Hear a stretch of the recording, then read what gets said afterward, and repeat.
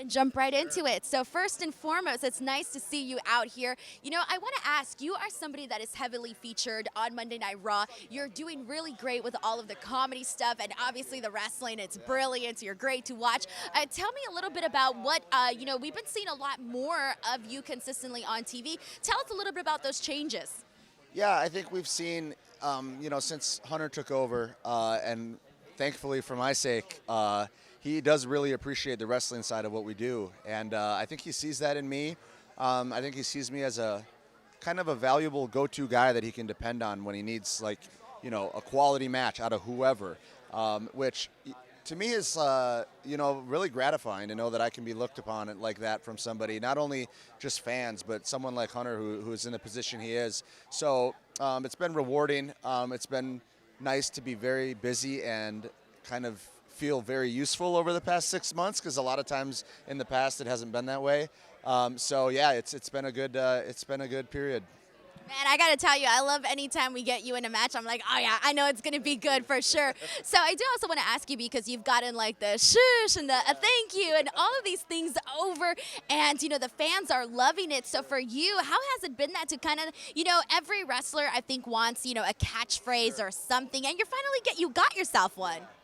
It's so funny, you know, because like I've been with the company probably longer than a lot of people realize, and like spend all this time like kind of agonizing and trying to think of stuff, and like in dark rooms at night, like, man, what can I come up with? What would people latch onto? And then sometime you're just out there and you randomly do something like say shush, but I didn't even think of it, never crossed my mind in the past. I mean, I probably saw it in a Pauly Shore movie, you know, then I was 9 years old and it stuck with me. And it's all of a sudden like, that's what they latched onto. That's what people resonated.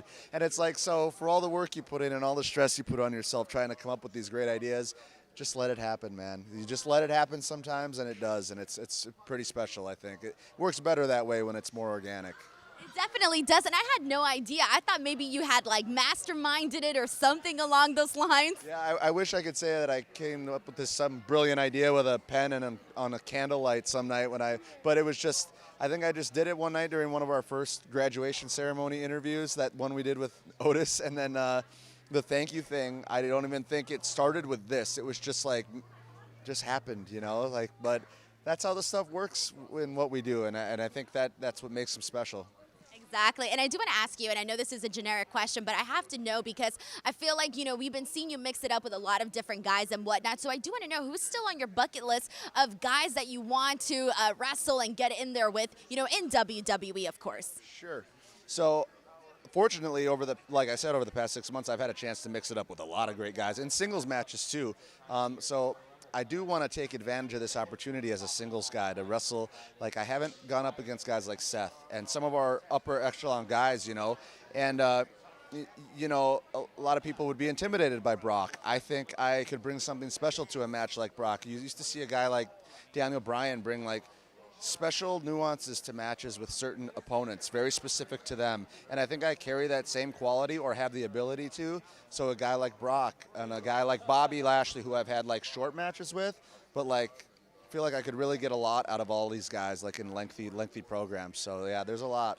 Man, I gotta tell you, like, anytime I see you do any suplexes or bridge work, I'm like, God damn. Any transitions that you do in the ring, I'm like, you just do everything so smoothly. So it's such a pleasure to watch. Yeah, and that's funny, because I was the same, like, that's the kind of stuff that resonated with me as a fan when I was younger. It was like the guys that did things that were just a little different, and sometimes you can't always put your like finger on what it is, but every time you watch him, it's like, man, something about him, you know. It's not like, you know, he's not in every major storyline, he's not main eventing every show, but something about him every time he wrestles, I like watching him, and so that's kind of what I try to bring to it every time. So awesome. And my last question for you is short and long-term goals in WWE. What are they? What's on your bucket list?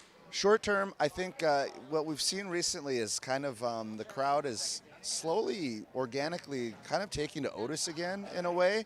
And so I wouldn't mind trying our hand at a little bit of a babyface run and seeing how that goes as a team, which would be very fun for me. And long term, I mean, if you say anything less than trying to be in one of the marquee matches at WrestleMania as a singles guy, I don't think you're doing the right thing here. So that would be a long-term goal of mine, and I don't think it's out of the realm of possibility. So, Incredible, yeah. incredible. Well, Well, Chad, thank you so much for doing this interview with me. It was nice to chat with you. Nice to officially meet you. Thank you. Thank you so much.